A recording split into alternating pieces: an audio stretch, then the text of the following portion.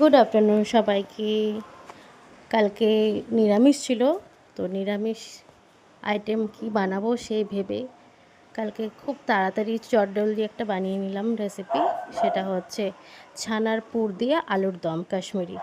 তো কেমন লাগলো তোমরা সবাই জানিও। Tata, by.